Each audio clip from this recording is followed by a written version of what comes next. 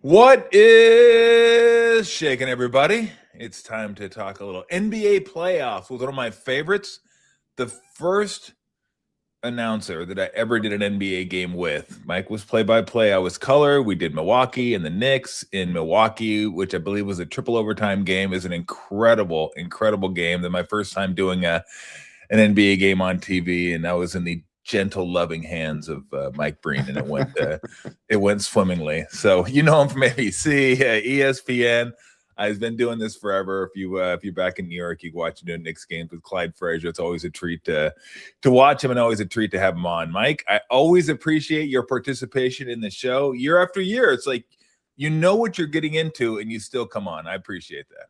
All right, two thoughts. Number one, I'm glad I shaved today because I had the exact same thing on my chin with the tie. That would have been awesome if we would have done it together, twinsies. That's twinsies. So that's number one. And number two, on the highlights when you first start the show, that's the most mild shove I've ever seen in NBA history. It's like a fingertip shove. Yeah, well, it was one of those where I kind of wanted to get my point across. As you could tell, my heart wasn't in it. It wasn't really in it. It wasn't. Point. But your heart is in this show, and I always love talking to you. I sometimes regret it, but most of the time I love it. Well, most people do. Most people do. And you know the great thing about having this is I can go fishing with it too. It's like a little lure. I just stick it in the water and fishes come up and take a nibble at it. Stop it. I don't need that visual. Oh, yes, you do. You're going to thank me later. All right, let's get away. Before we get to the playoffs, how about your Mets this year? Holy smokes. What a start. And there he goes. That's how you start? With the longest losing streak in team history, and that's what you begin with? Oh, my goodness gracious. Well, all I'll say, it's a long season. It is a long season. But look, if you're a Mets fan like you are, you can't expect too much from a low payroll team. So you know what? Just give it some time and see what happens. Hey, look, I'm an Angel fan. I got to make fun of somebody. I don't have many people to make fun of, Mike. I've been an Angel fan forever, and like we suck all the time. 500 is really good for us. So anytime I get a chance to needle somebody, I got to take my opportunity because it doesn't come around very often. I'm only giving you one-word answers from now on. Okay. I'm trying to think if I could ask one-word questions. I don't think it works. I don't think I can do that. Now, that would be incredible. Try. Knicks. Disappointed. Done? No. You should know better. See, now I'm already off it. Yeah. This is why you're an elite interviewer. I win. No, all right, here's what I'll say. I'm going to say this. I say this every year, and I probably said it to you, and you know this better than anybody. But I'm always blown away by every year in the playoffs, the overreaction. Of course. To one playoff win and one playoff loss. Yep. As you know, for example, last night, Denver, I'm here in Minneapolis. I actually went to the game, and Denver played as poorly as they could play. Minnesota just crushed them, and they're up 2-1. So now the whole narrative is that they have no shot. And all they have to do is come and win game 4, and the narrative completely twists. Same thing with the Knicks. Knicks lose 2 brutal games at the end. Now they're down 2-1. And now it's like, oh, they're going to blow it up. Everything's going to change. And all they have to do is win game 4, series tied. Mm-hmm. The overreaction, and that's a big part for me for players. And they've all talked about it over the years, talking to players, that was one of their biggest adjustments when you talk about playoff experience, is not overreacting to one particular loss, or even the other way when you win a game. Well, okay, it cracks me up, Mike, when people say, what's the most important game? Is it game 5?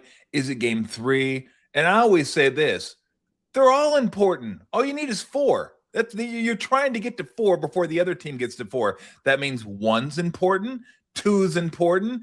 3, they're all the most important game. It's not one game over the other that's most important. And it cracks me up that people fail to realize this. So you're trying to get to 4 before the other team, not 2, not 3, but 4.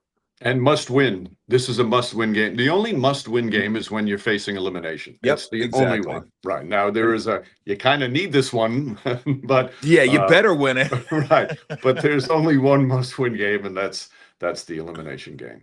Well, being that we're both in the media, we understand how that works. It gets more people interested. It's like, oh my gosh, they're saying but you're right, it's not.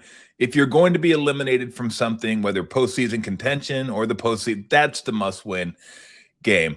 That being said, because I wanted to ask you about the Knicks and maybe a little bit about the Rockets as well, because those are the 2 teams I couldn't quite figure out this year. I don't know why I couldn't quite figure them out. I probably saw Houston more than I saw the Knicks because of the time zone, but you called the Knicks games. What did you think of the Knicks this year? From afar, it just seemed like they could never really get into gear. They had some stretches where they were really good. Then they had some stretches where you're like, ooh, this team is like, I'm not sure. Kind of like the Rockets. What did you make of them this year? I think their adjustment to a new coach took a little while because he wanted to do some things differently. And I think the other thing, and there's a handful of teams that would fall under this, and I felt Cleveland was like this a little bit this year, although when they made the trade to get James Harden, that it changed it a little bit, that for the Knicks, it does not matter what happened in the regular season, whether they finished first in the East, fifth in the East, it didn't matter. The only thing that mattered was what they were going to produce come playoff time and how far they could advance. And I think in a long NBA season, you see teams that have that, and that's really what their situation was.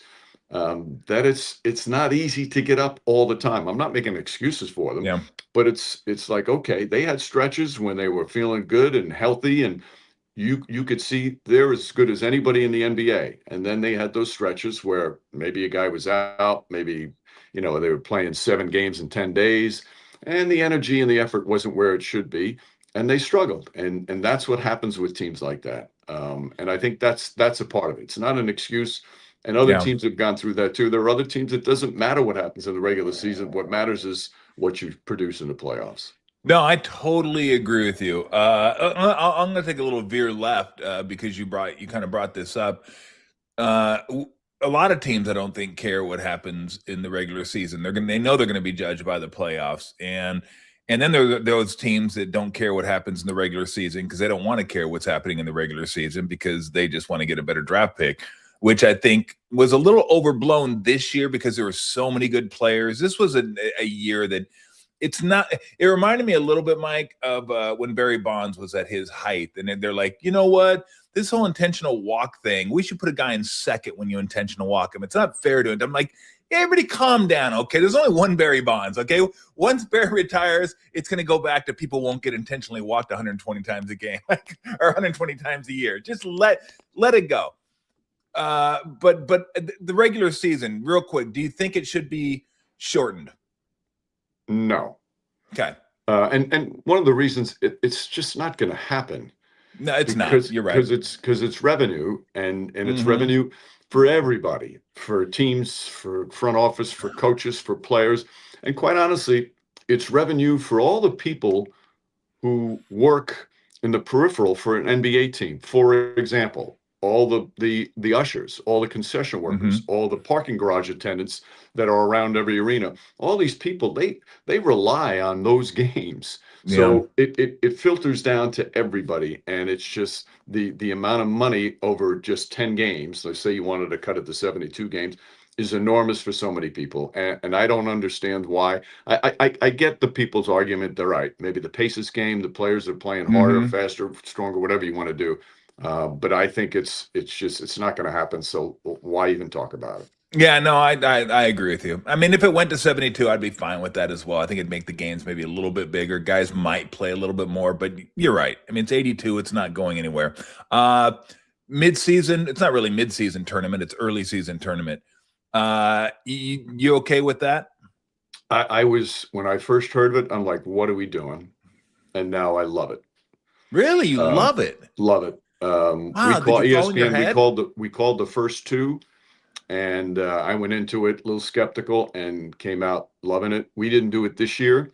And I was disappointed because I wanted to be there because it put it simply, it makes some regular season games, it gives them extra juice that really mattered to the players.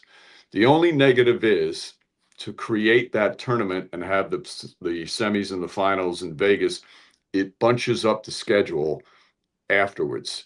Yep. And teams now all of a sudden have a difficult thing. So the league has tried to help with the players in limiting back-to-backs, completely excluding 4 games and 5 nights.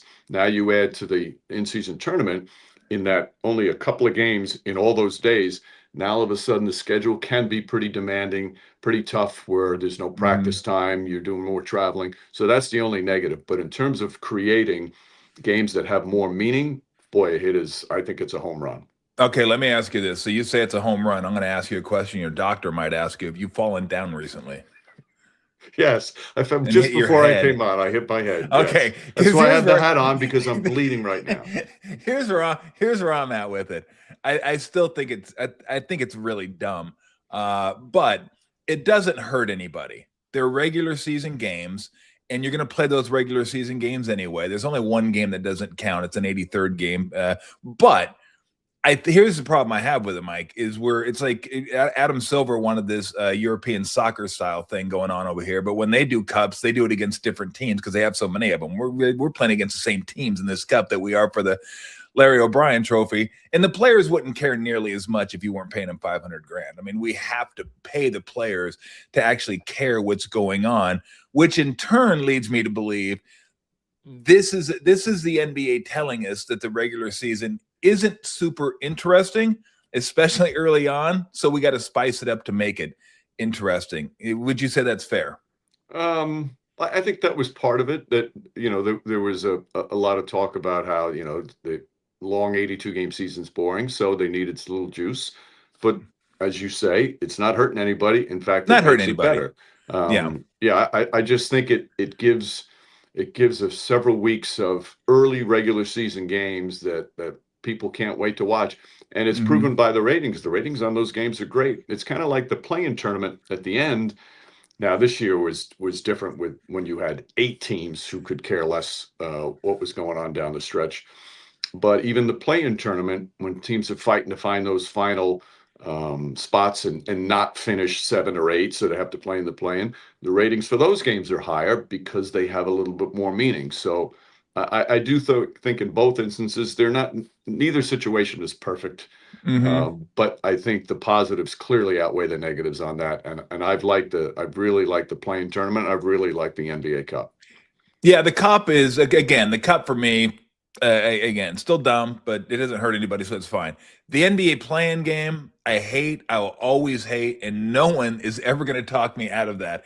Mike, if you can't make the playoffs after 82 games, you don't deserve another game or two to get yourself into the playoffs. I think it's a disservice to 7 and 8, who will probably go on and get smoked against 1 and 2 anyway. But they proved themselves over 82 games, and now you're going to give somebody else a shot to sneak in there by winning either 1 or 2. Oh, I guess it'd be 2 games at that point. I don't like it. I think 82 is enough to figure out. And then people say, well, the ratings are really good. I'm like, yeah, that's why we love the NCAA tournament. If it's a single elimination or like somebody's going to get eliminated, of course people are going to enjoy that. I just don't think it's fair to 7. I don't think it's fair to 7 and 8 that we play 82 games and all of a sudden it's like, well, let's play a couple more to give you guys a shot. That's what I don't like about it. Well, I do think it helps some teams that maybe their best player misses 60 games and he comes back late and they have a chance. Now he's back and they're really good and they've got a chance to be one of the better teams. So they have a chance to squeeze in 7, 8, 9, or 10 and from that standpoint. So I do like that. I do like that fan bases have a chance to go to an important game down the stretch or go to a postseason game. They don't call it playoffs, but go to a postseason game. And it's fun. I've been in the arenas on these play-in games. I did a 9-10 game the first 2 years. The atmosphere was off the charts. And if you want to talk about the team that finishes 7th, well, win some more games and get 6th. And that's actually been as much of a fight as for the play-in teams to get 9 or 10 is for the teams that are 7 and 8. We got to get some wins so we finish 6, so we don't have to play in that play-in tournament. So I don't know. I think Yeah, I don't again, know. To me, it just feels like we're giving it feels like the NBA is turning into a juice box orange slice league. Like, hey, you finished ninth. Here's a juice box. Go no, play an extra no, game. no. We'll give you another chance. You're 4 games under 500, We've and you had didn't two. have your best player We've had 2 teams from the play-in make a conference final, and we've had one that made the finals. And they, that if you didn't don't, deserve to be there in the first place. no, the opportunity is there for what make during the course of a regular season for whatever reason, underachieving, injuries, whatever. Now have a chance to make something in the playoffs. Yeah, I just don't think they deserve that chance. So Okay. we're philosophically we're on different sides here. I got a damn rabbit running around in here.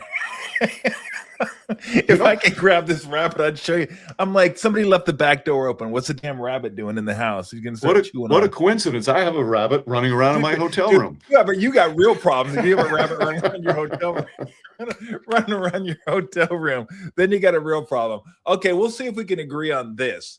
So the tanking again. To me, the tanking was it was so bad this year. There were like there was one weekend, Mike, on a Saturday. I looked at all the spreads for the games, and I think out of like 14 games being played, 10 of them were like 12 or higher. Like that was the spread of the game. Like they just weren't even competitive because teams were trying to lose and get in that bottom 4, whether it be to get a higher draft pick or not have to give up their draft pick to another team that they traded. And by the way, they had to get rid of that too. Get rid of the contingencies in the trade. Either you trade a first round pick or you don't. Don't give me top 4 protected, top 8 protected. I'm going to protect 1 through 4 and then skip 5 through 9 and then go 10 through 4. It just, you either trade a first rounder or you don't. But here's my idea. If you're in the lottery, everyone gets the same odds. If you're not in the lottery, then you're in the playoffs. But if you're in the lottery, everyone gets the same odds for number 1. And I think that would help. Although I do think this year is an aberration. I don't want to overreact to 1 year with so many good players coming out. But I don't know. Do you see it being a big problem? Does there need to be some adjustment with the tanking? Is it a big enough problem? I mean, the NBA clearly is looking into it, but how do you see it? I've always, tanking is a part of the league's history. It's part of all sports with that stuff. But this year it was really bad because there were that many teams. There were 8 teams basically, and it started much earlier. Now the Way league earlier. has vowed to really make some strong changes, and hopefully that'll be the case. I think that's been always one of the strengths of the NBA. When they realize something needs to be done, they change it. So I think that's going to be good. There was one suggestion that I thought was kind of interesting.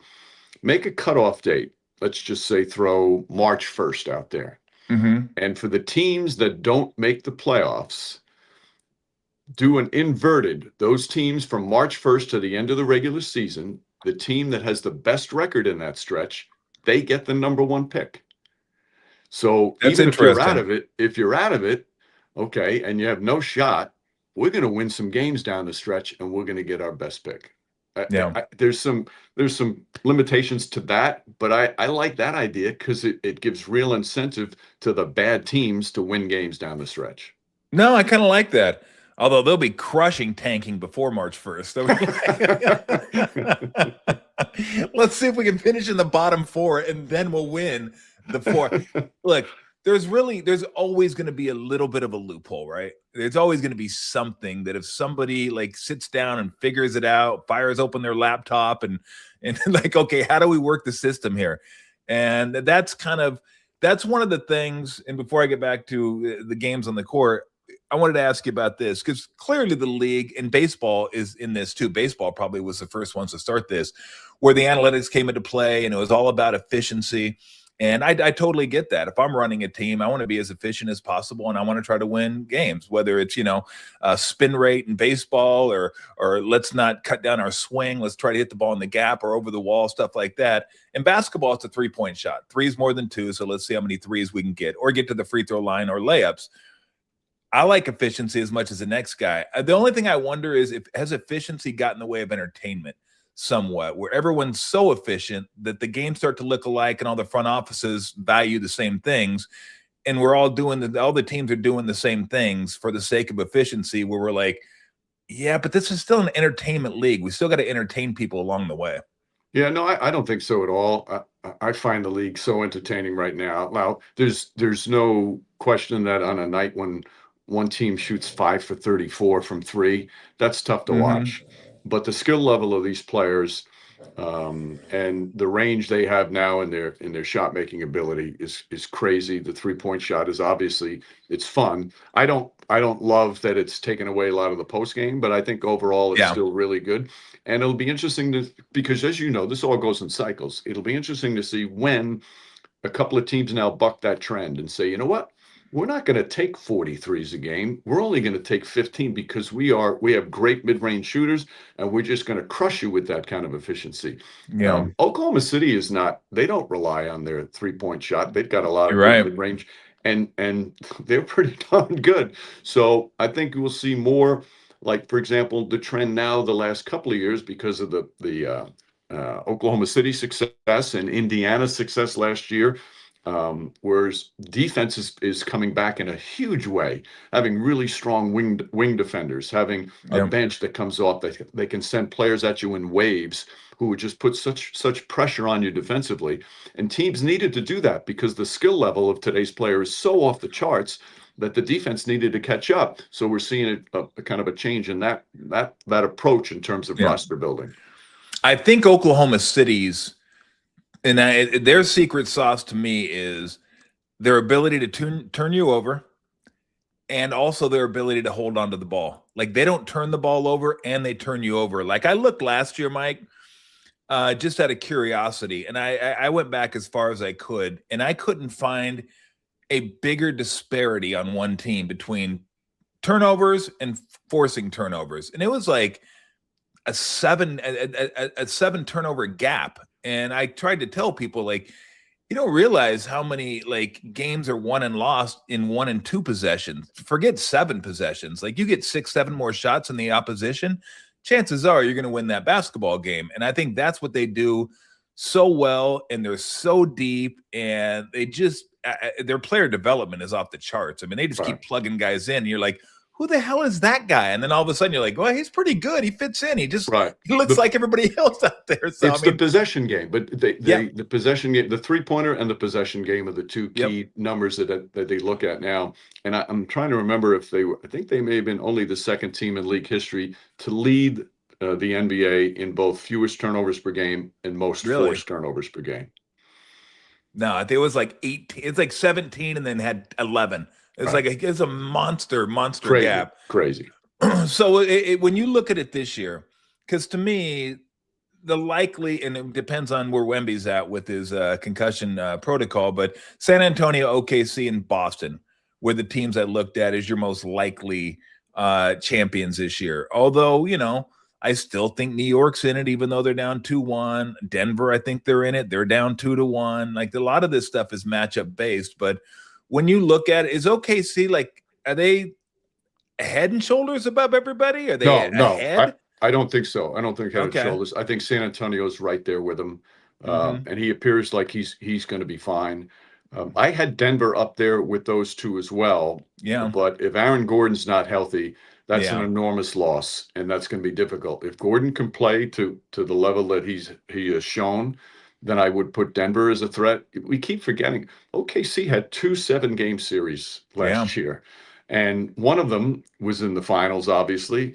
And even after Halliburton got hurt, the Pacers led at halftime of Game 7, and you forget about that sometimes. So I'm not saying they're not the favorite, because they are, but I think San Antonio's right there. I think a healthy Denver team would be there. The other team that's interesting is Minnesota now.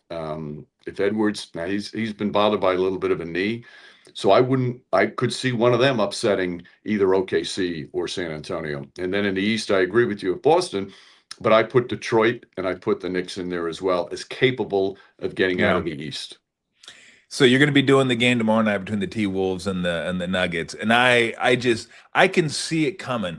I can see a Jokic 30, 17, and 15 coming from a mile away tomorrow night because now everybody's like, oh, Gobert has been playing, and he has. He's played very well against Jokic, and Jokic has been off his game a little bit. But it's funny. It's like 3 games, and people are like, oh, I don't know. It's like, well, this guy's got like a body of work, like years and years and years. I think he's going to figure it out tomorrow. But you're right. Gordon's enormous. But what have you seen watching Gobert? Because he has made it more difficult for Jokic over the first couple games. Yeah, I think he's, for a while there, I always felt that he didn't think he got the proper credit, even though he's getting Defensive Player of the Year. Has he won it 4 times now? I think 4. For some reason, I always felt like he felt he was undervalued. And that might sound silly because he gets those awards, but I've never seen him look so happy as he is this year. Like, he seems to be enjoying his teammates more. He seems to be just tries a little more offensively, and now maybe the Timberwolves don't want him to do that. But I just think he's in a great spot mentally this year, and he doesn't feel like he has to prove himself. So from that standpoint, I think I just see a guy that, and you know what this is like when they say, yeah, he's in a good place in his career mentally. I think that's where Gobert is, and his confidence. And he's played against Jokic enough. I mean, they played each other, counting the playoffs. I think it's like, is it 35 times over the past 3 or 4 years? So he's gaining experience on how to defend the most unique player in the NBA, and I think that goes a long way as well. Mike, I'm still not in a good place mentally, so I'm not sure what you're referring to, but I'm getting there. I mean, look at me. You think I'm in a good place mentally? I got like a lure hanging off my chin. I so want to take a scissors and just snip that. Like a garden shear, like get one of those big long ones and get... All right, tell you what. You know what you'd make me happy. Yep. And you'd make probably other people happy. And you'd get a lot of attention. Go get a scissors right now and snip it right now live. Like, hell no. Why not? It'll grow back. Because I don't want to. You know how long? This took me like 7 years. No, I don't know how long it took me. Okay, oh my God. I could ask. I'll tell you what, because I've been meaning to do this. I want to see if it'll hold together if I take the rubber bands off. Now, my wife is not going to be happy because she's the one that put those in there because she thought it was disgusting anyway. So, okay, there's 2. Oh, look at that. That's a beauty. Oh, you know what it feels like, Mike? I feel like a girl when you take the hair tie out. I want to go like this. You look like Burl Ives. Did it move? You look like Burl Ives. Burl Ives. Now, there are a lot of people who are going to have no idea. No idea who Burl Ives is. None whatsoever. It's a little long for Colonel Sanders, isn't it? Like Colonel Sanders. That's good too. Yeah.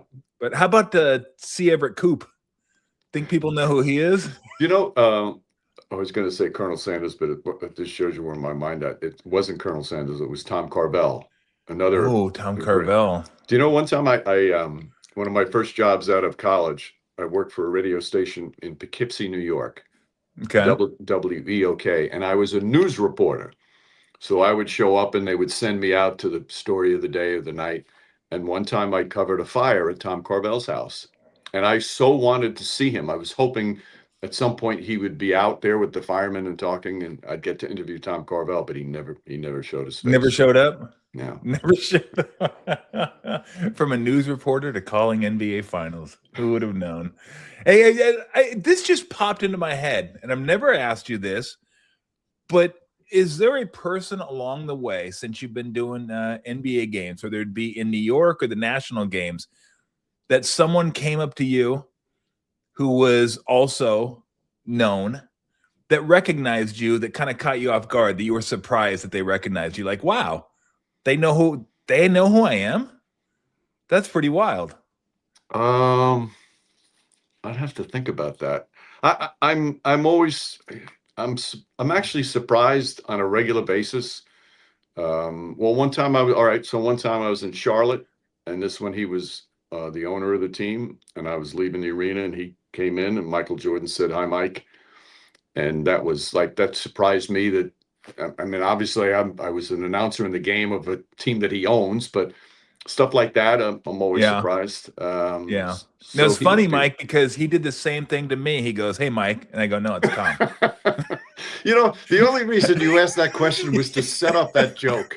That's No, the it's only not. reason No, you asked the no, question. no, it's not. But So, as but you were telling it, I go, "This is a pretty good setup for a punchline. I'm going to go ahead and cap this sucker off." now I've had, and I recently discussed this with him because he came to a Knick game. One time I was walking into a restaurant, and these two guys are walking out, and one guy nudges. I see him. He nudges his buddy and goes, "Hey, there's Anderson Cooper." And I'm thinking, okay, Anderson Cooper, good looking guy. Very good looking guy, yes. The other guy goes, "Nah, that dude's too old to be Anderson Cooper." It just crushed me. It was awful. It was like the highest of highs and the lowest of lows. Right. But that happens. That happens every once in a while. I've been mistaken for other people. And you My, used to do Imus, didn't you? You were on with Imus quite a bit. yeah, I work for Imus. How'd you like that? Because that was funny. I wouldn't live in New York, so I didn't listen. But every once in a while, I'd get a clip or something like that. And you guys had a really good rapport. And your deadpan was the best. Is that something like you enjoyed doing?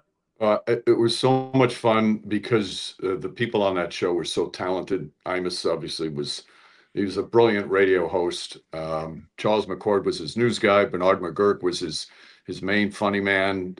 Rob Bartlett was his voiceover guy with Larry Kenny.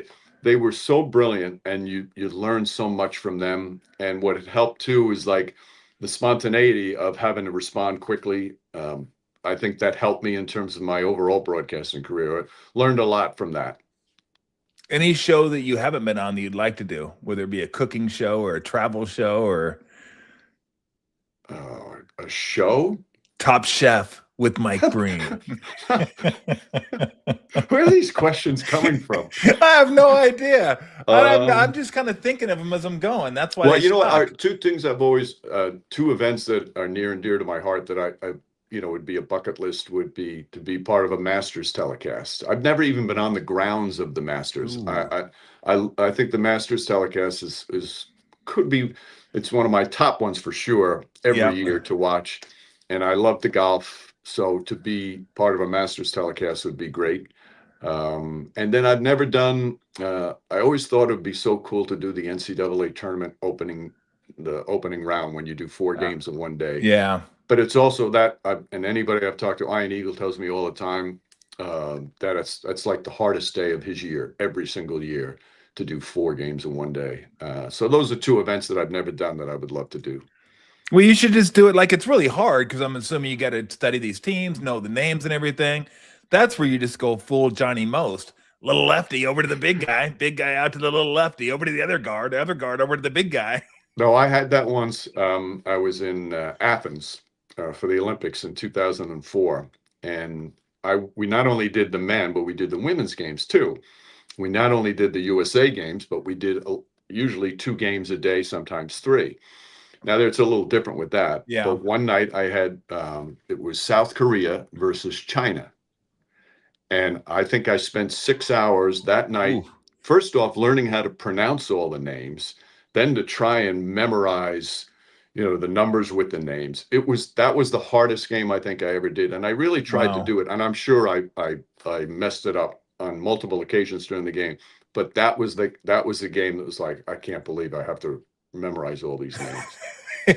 Isn't that the great thing about the NBA though? Is like guys are around so often, you know them by their gait.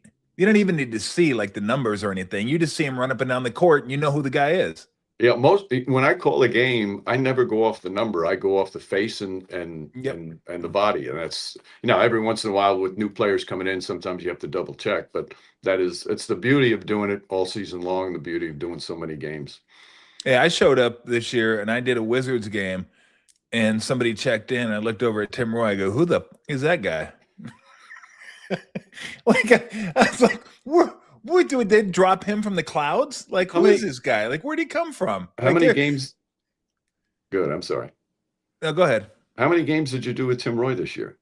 Well, usually I do all the home games, but this year Right. because I had the medical thing going on, I probably did 30. Right. 25, 30. So but when I came back, it was toward the end of the season. Like Right. tanking was in full bloom at that point. And I got a Nets game, I got a Wizards game. Like I just got, and these dudes were coming off the bench, and I was like, what? Did they go to the gift shop to get their uniform? Like, who is this dude?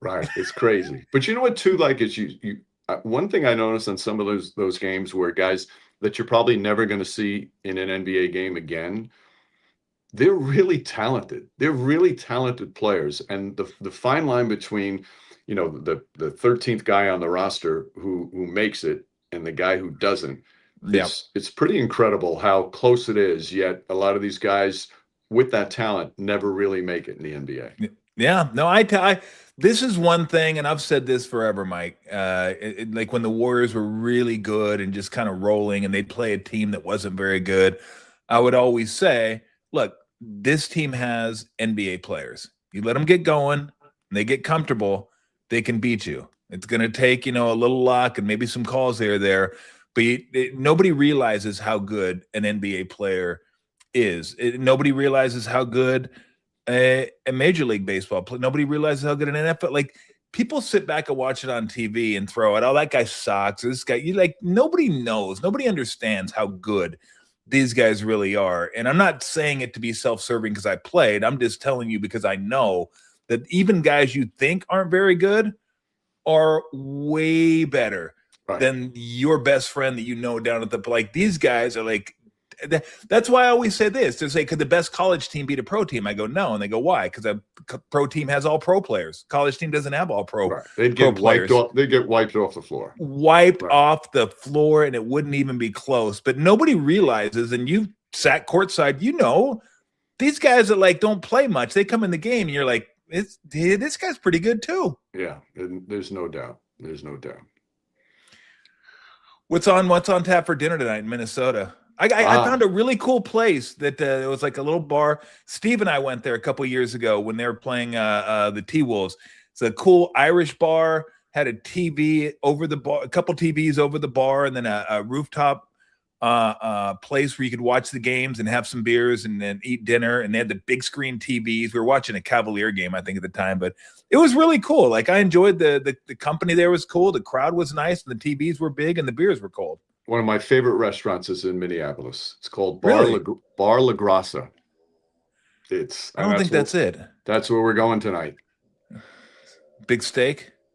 No, it's Italian. Oh. Big pasta? What's that's like you're disappointed. I don't know. I don't know. We're gonna have some arrabbiata. I'll send you the menu. No, that's okay. That's okay. I'm good. Hey, I appreciate you coming on though. I mean, it's always a lot of fun to catch up with you. I tell people that I was so lucky when I was at ESPN and NBC. I didn't do games for a long period of time, maybe 4 years, but to be able to work with you and Brent Musburger and Mike Tirico and just some of the legends that I got a chance to work with. I wish it would have gone on a little bit longer, but it is what it is. But man, what fun that was. And I always appreciate catching up with you. That was the best. Love you, Tommy. Thanks for having me on. Always fun. And I think this is one of those there weren't many things I regretted during the course of this one. No, and I think it's a little bit of a disappointment for me, I got to say. No, we're not sniffing. We're not sniffing. Oh, look at your wife's going to be mad at me now. Look at that. I just feel sexy. I don't want to look at it. There you go. Enjoy your pasta tonight, Mikey. All right. Thanks, Tommy T. All right, take it easy, Mike. Oh man. Voice of the NBA. There's a lot of voices of the NBA, but I always say he's the voice of the NBA.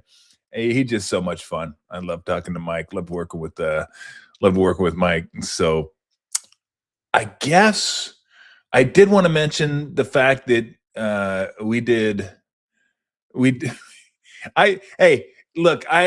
thought about this. I thought about like coming back on and doing a show until the Niners make a draft pick. I was like, I don't know if I can do that. Because what if the Niners trade out of 33? Like, I'll be like, oh shit, you got to be kidding me. Like, it can't be longer than yesterday. Yesterday was almost 4 hours. We did almost 4 hours. We just sat and talked. I don't know if we made any sense whatsoever. I know we had a good time, and I know we had a few beers, but it was like some of the shit we were saying was just I had no idea what we were doing. Just under 3 hours. So the Niners, if they like, trust me, I was like, should I do the show? Like, I'm not gonna do. How late do you think the live show? I don't know. We're just gonna go. Starts at 4, and we're gonna go. So it could be 4 to 5, could be 4 to 6, could be 4 to 7. Don't know. So whenever we run out of stuff to talk about, that's when we'll leave. But I'm not gonna set any hard and fast deadlines on that as far as a time, like an out time. So, but yesterday was fun, but it was like 3:45, 3 hours and 45 minutes. The longest show I've ever done. Bergie's like, damn, how long we go? I told him we went 4 hours. We didn't quite make the 4 hour mark, but I thought, I go, you know what? I should go back on today and just be on when the Niners make their pick. And I was like, nah, I'm not taking that chance. Niners keep trading back until they have like a trade completely out of the second and third. I'd be like, oh, great. I hung around for 2 rounds and got nothing out of it. I mean, yesterday we got nothing, but I shouldn't say that. We got fun. We got fun out of it is what we got. So we will see. I think my pick yesterday, I got to ask Tim Kawakami if this is true or not. Because on his show, I told you I picked Denzel Boston as the guy they were going to pick. But that was at 27. I don't know if it counts. I don't know if it counts if they pick him at 33. I guess kind of does. Kind of feels like a 50-50. Because they could have had him at 27. They could have had him at 30. They passed. So obviously they're not that in love with him. Maybe they felt like we like him, but we can get more and get him. So we'll see which way they end up going. I have no idea which way they're going. I don't know. Are there any offensive linemen left? I don't think there. I don't know that there's any like tackles. I think all the tackles were gone. So I'm not sure exactly which way they might go. Because if they're going to go interior offensive line, you'd think they do that in the 4th round, unless there's somebody out there that I'm missing. Which I could. Because now you're starting to get into the 2nd and 3rd round where just mocks go to die. I mean, people try to mock like some people mock 7 rounds, which is just stupid. It's just like mocking 7 rounds is the hey, look at me of mock drafts. Hey, look at me. I'm going to mock 7 rounds. Like what? Why? Why are you doing that? You kidding me? How many do you think you might get right after round 1? 2? 3, maybe. I mean, there's I would bet that going in the 3rd day they get none right, maybe 1, maybe just get lucky and get 1. You don't even know who's going to be drafting. It's all kinds of trades that's happened, and they don't even get guys right in round 1. Imagine what they get right in rounds 2, 3, 4, 5, especially 4 through 7. 2, 3, they may stumble across a guy early in the 2nd round, maybe. But my guess is going to be here in 2nd round. I'll go D-line and wide receiver. So I already got Boston. I already said Boston, and then maybe a defensive lineman with the 2nd pick. Because I think they have 2 picks in the 2nd round, don't they now? Or is it 1 pick in the 2nd, 2 in the 3rd? I don't know. They confused me yesterday. They're like all over the place. Like them in Buffalo. Everybody kept telling me, oh, you said there wasn't a lot of trades yesterday in the 1st round. Yeah, there were. Just 2 teams did them all. 2 in the 2nd round. There we go. So 2 teams did all the trades. How many trades did Buffalo have in the 2nd round? Didn't they have like 3? Niners had 2. So apparently there were like 7 trades, but they were all Bills and Niners. Like those were your trades. Bills, Niners, and then moving on. And so there you go. So 33 and 58. Yeah, so I'll go wide receiver and defensive line. I would like to say I think they did a good job of getting more picks. I don't know. I don't know if they did a good job. I have no idea who they did a good job or not. I mean, if you think you can get who you wanted at 27 at 33, then yeah, you did a good job. What if that guy's no good at 33 or 27? Then you did a bad job. But I guess you accumulated a few more picks. But what if you don't hit on those? Then you did a bad job. What if you hit on them? Well, then you did a good job. So I don't know. They had grades out last night too. Like, really?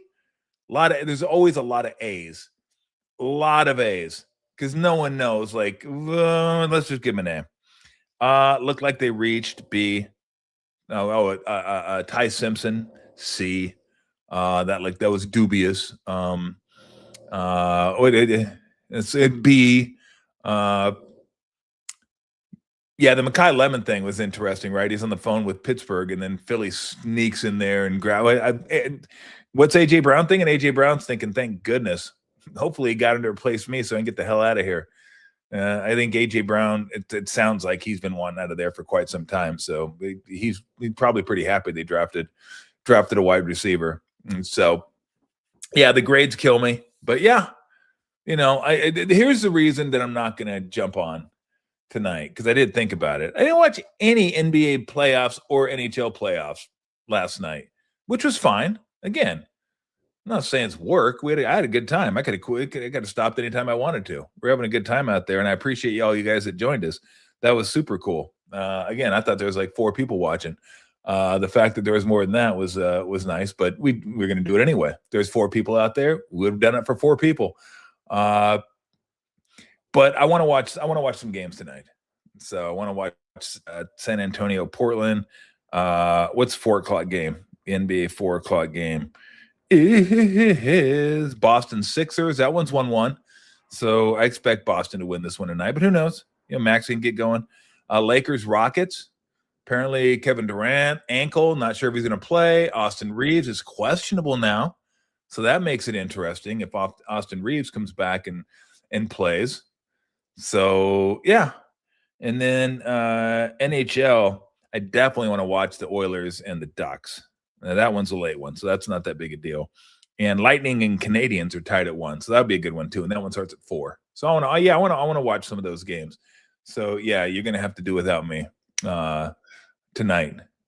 So there you go. Oh, he plans to play. But if he can't get through warm-ups, he's expected. So, wow. So either he's coming back tonight or come back Sunday, according to Shams. That's big. That just gives him another playmaker, another shot maker. Takes some of the load off LeBron. Now, Luka, I don't know. Luka's the hammy. The hammies, that could be another week, could be another 5 weeks. The hammies are tough. The moon's over my hammy. I don't know when he might be back. Isn't Jalen Williams hurt for the Thunder now? I mean, like, dudes are dropping like flies. I mean, Wembanyama, Gordon's out. I think I read somewhere where, correct me if I'm wrong, that Jalen Williams is out now for the Thunder. I'm going to look that up right now. Yep, injured hamstring. That's right. They're going to update it once a week. Now, it's not going to be a problem against the Suns, and that'll get them through to the second round. The Suns, they're going to mop up. But the second round could get a little dicey without Jalen Williams. Now, they played without him a ton this year. He missed a bunch of games this year. So they'll be used to it, but they're much better. That's like Shea's wingman. But they're deep enough to still win some games, win some series, and maybe even win a championship, although it's going to become harder for him. Gordon, yeah, it's week to week. Gordon out, and that really hurts because they're just Denver's not deep. Denver doesn't have a ton of depth. So I'm looking right now to see what the prognosis is on Gordon. The calf, I don't know, was the calf? I think the calf is what he did. That was like this. That's what bothered him this year. He's out for game 3 with the calf. That's rough because he's believe it or not, well, you'll believe it now, but this guy's like a 39% 3-point shooter. I don't know what happened. all of a sudden he just became a really good 3-point shooter. Is one of the more remarkable turnarounds that people don't talk about probably enough. If they're winning championships, they would. But this guy, 39% this year, 44% last year. And then before that, 29, 35, 33, 26, 37, 30, 35, 33, 29, 29. I mean, all of a sudden, he just locked himself in a gym for an offseason because he just started shooting threes and making threes. I remember he had a game against the Warriors where he hit 5 of them a couple years ago. And I thought, wait a minute, what gives? what do we got going here? So it's just a bummer. What did I say earlier on in the playoffs? That just give me some healthy teams.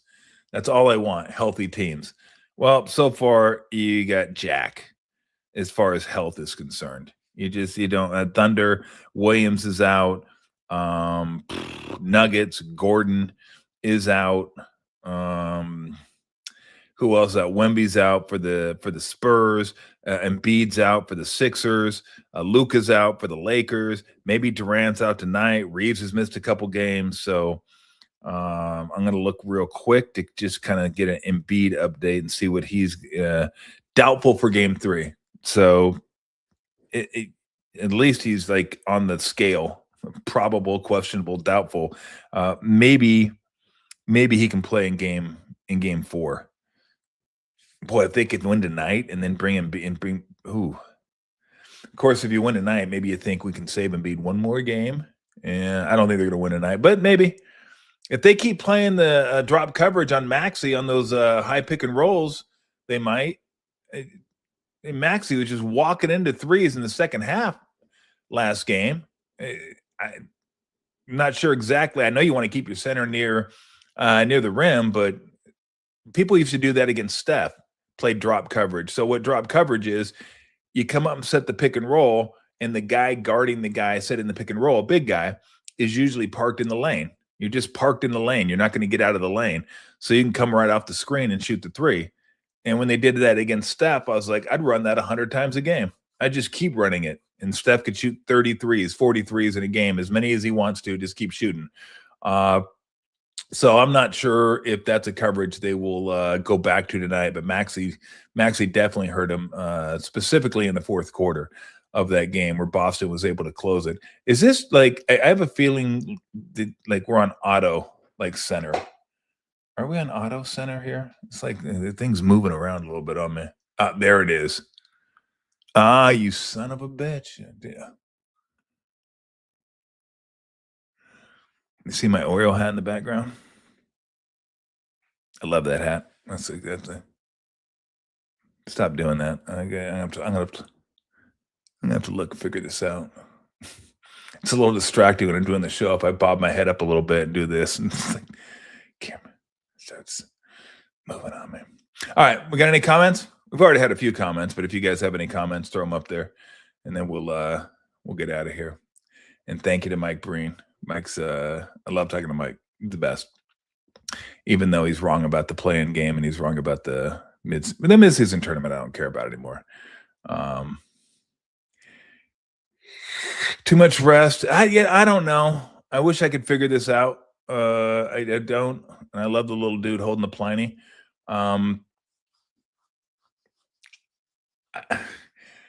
They have the best training staffs. They have the best nutrition. They have the best travel. They have the best accommodations, and they get hurt more. I don't know. I like Taylor Jenkins. Big fan of Taylor Jenkins. Yes, I think it was a good hire. But I don't know. I don't know why. The only thing I can figure is, and I've said this in the past, these guys are more like Ferraris than trucks. And any little thing that goes wrong with a Ferrari, I think I said it yesterday talking about Nick Bosa. How Nick Bosa is just, that guy's wound tight. Like when we were in Pittsburgh walking by him, I was like, holy God, look at this guy. This guy is like Adonis. I mean, they just, wow. So I think there's some truth to the same thing NBA players, man. These guys train 12 months a year. They're in tip-top shape. And if anything goes out of whack, you got to take them to the shop. and fix it. Where before with a truck, it's like, hey, give me a wrench. Let me just crank this and hit this and kick that. Okay, we're back on the road. We're ready to go. Is there something to how much they run? Probably. Probably. I mean, they run a lot more than we did. They have to cover a lot more ground than I did when I was playing. Everything was compacted when I was playing. Now it's spread out. So yeah, you do got to cover more ground. I will give them that. But I would think to counteract that, they don't play as many games as guys used to play back in the day. So, I don't know what the minute thing would be. Like, I don't even know if they play as many minutes as stars back in the day. And that's the thing, right? You're missing big time players. You're missing starters. You're missing stars. You're missing guys that you want to see play in the playoffs. You just can't because they're hurt. They're missing. I mean, it doesn't get much bigger than Luka. Embiid is an absolute star. Gordon's not, but he's an integral part of that team. That hurts. KD, if not still a star, he's damn close to a star. And we'll see. He's already missed one game. We'll see if he misses a second game. It's just, Jalen Williams is an all-pro type guy. So, you miss him. You're missing the second best player on the defending champs. Yeah, it just stinks. And with Luka, it's a hammy. I think with Williams, it's a hammy. With Gordon, it's a calf. Embiid was an appendectomy. That's just, what are you going to do about that? That has nothing to do with what era you play in. You just appendectomy, like bad break. Sorry, you're going to miss a few games. And so I'm looking forward to watching the games tonight. All right, before we go, anybody want to jump on in and have any tacos and sorbet? Dang, you just fucking covered up my shirt. What are my thoughts on Gobert? Great defensive player. Tremendous defensive player. I don't know. I can't say I'm a huge fan. Tacos and cervezas, which we might have tonight. I'm not positive. We could. It can always go Mexican. Give the man his due. He's a great defensive player. I think he whines a little bit too much. I mean, like the whole COVID thing was just dumb. And I think that kind of tarnished him a little bit. And he's like, remember that, the whole mic thing? That's funny. Oh, league's canceled. Didn't quite seem that funny 24 hours later. Like, oh, damn, my bad. Probably shouldn't have done that. Oh, that's funny. Thing is, it wasn't that funny anyway. Like, he didn't need to do it because it wasn't like, oh my gosh, I got a bang out of that one. Like, I got a good pop out of that one. Like, that was sweet. That was funny, right? Oh, I got to take it back now. But at least it was worth it at the time because it's funny. Wasn't even that funny. And what are you doing? So, no, I mean, Gobert. Remember when Gobert was playing the Clippers in the playoffs a number of years ago, and they just kept dragging him outside? They're like, oh, Gobert's a liability come playoff time. They just play 5 small and bring him out to the perimeter and take advantage of him, and they're killing him. They've seemed to have figured that out. They seem to have worked that out. So he is a tremendous defensive player. And although I do expect Joker to have a big game next game. I just do. You don't win that many MVPs without figuring stuff out. So give Gobert his due early in this series. But I think Jokic is going to have something for him next game. All right, is that it? We got anything else? Thank Fieldwork, our sponsor. We love Fieldwork. Well, not only do we love Fieldwork, we love Barry. We love their beer. We love the fact that Fieldwork loves animals and donates to the Berkeley Humane Society and No Kill Shelter. We love that. Of course, we love that. I love that. I love the fact that they love animals. So they love animals, check. Love beer, check. Love having a cool locate, check. In fact, we got to get back out to China Basin one of these days. Or maybe we'll go over to San Ramon or San Leandro. We'll do one. We've done San Leandro. We've done China Basin. Mission Rock will be opening up soon. We haven't been out to San Ramon, so maybe we'll do I have a couple of those.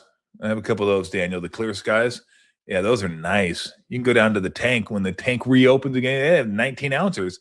The 19-ounce or Clear Skies, the 19-ounce, I think it's 19.2 hazy train down there, the Pulp, and back when they were, maybe they still are, the official non-alcoholic craft beer of the San Jose Sharks. I don't know. Maybe they'll be back next year. Hopefully they're back next year.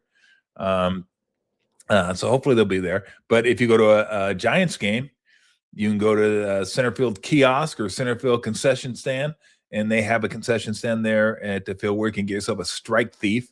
They had Toffoli Time, which was a Pilsner. Then they got Strike Thief in collaboration with Patrick Bailey. That's a tasty lager. And Patrick Bailey had 3 RBIs a couple days ago. So you get your 50% off yesterday. He tripled his RBI total in one swing of the at-bat. And right-handed, no less. Right-handed. It's like, hey, okay, that'll work.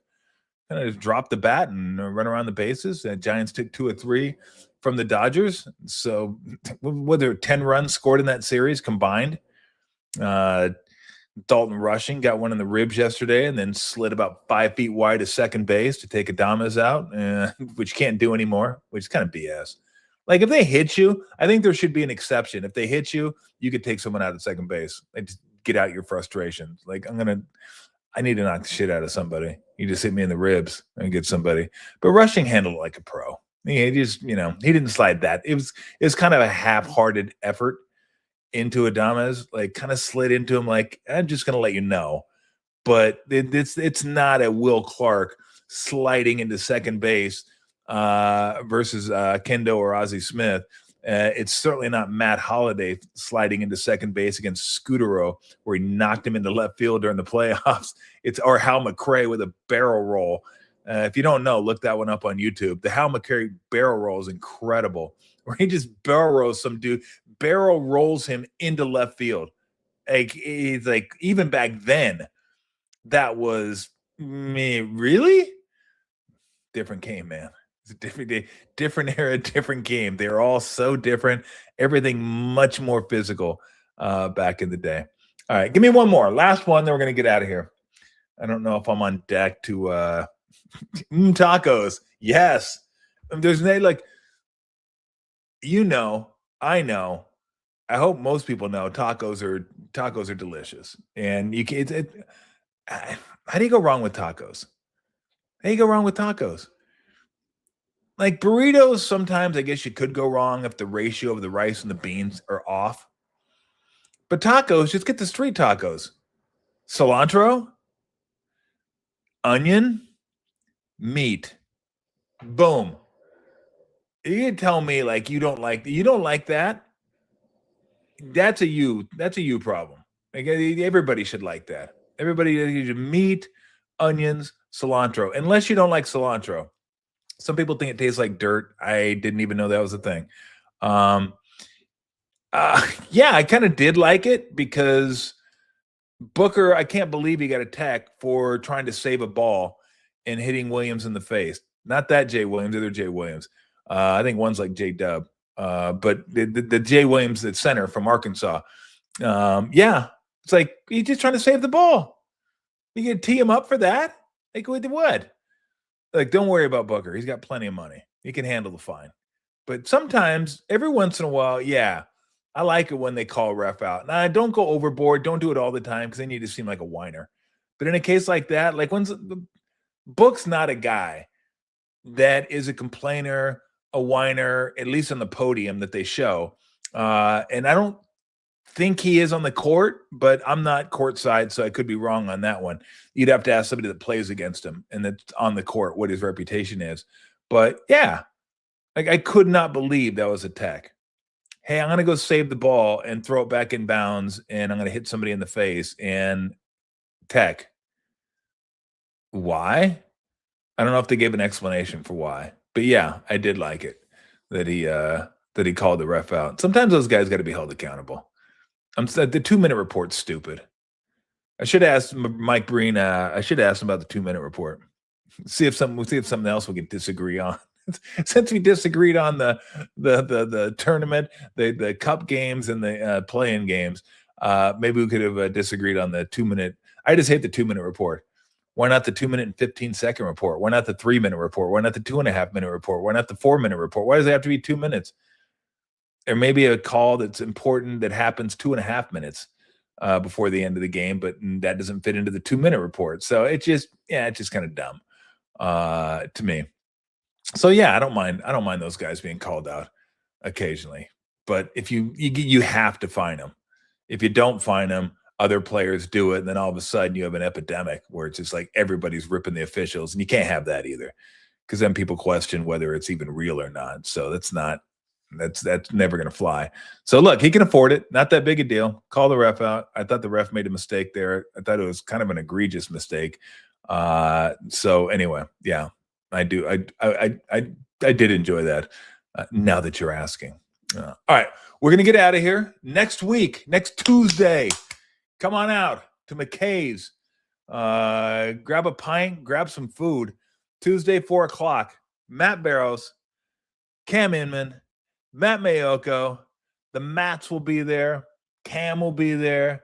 We'll talk all things Niners. As soon as they make a draft pick, we'll start digging in. And so we can talk about that. Talk about said player. We have nothing to talk about right now. They haven't even made a draft pick. So out in Pleasanton, McKay's. Max was there yesterday. Said sweet place. I can't wait to get out there.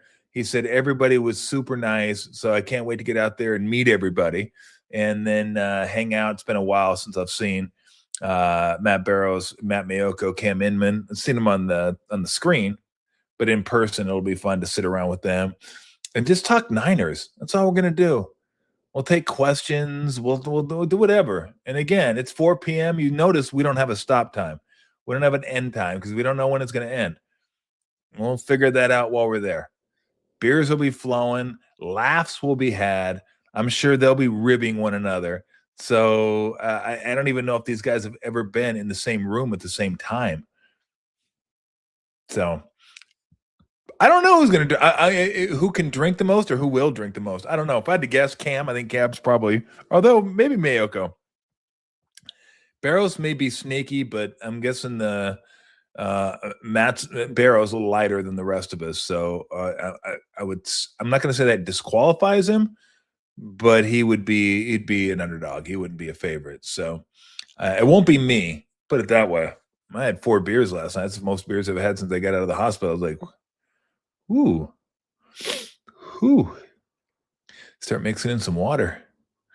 Got inside, mix in some water. And so it's fine by me. That's about my max anyway nowadays is 4, like 1 an hour, and I'm good. So make sure you come on out if you happen to be in the area, or if you're not in the area, get your ass in the area. And the beer list there is incredible. I know they're going to have Phil work there. I think they had some Bear Bottle there when I checked. I know they had some Russian River there. Like the beer list was really, really nice. And maybe you like different types of beer. And the food's supposed to be really good. So now I'm looking forward to it. It should be a lot of fun. Looking forward to seeing those guys, connected with them, and talking some Niner football. So 4 o'clock at McKay's in Pleasanton on Tuesday. So come on out, say hi, enjoy. It'll be a good time had by all. All right, everybody, have a great weekend. Enjoy yourselves. We'll see what happens with the Niners tonight. I'm going to laugh if they trade back, because I'm going to be thinking to myself, I could be doing the show right now and have nothing to say because they didn't make a pick. I have no idea when they're going to pick. The Niners are going to end up with 13 fourth-round picks, where they're going to own the 4th round. Like every other pick will be the 49ers. So we'll see if they pick at 33. Again, thanks for joining us. If you joined us yesterday, thank you again for joining us today. Like, subscribe if you would like.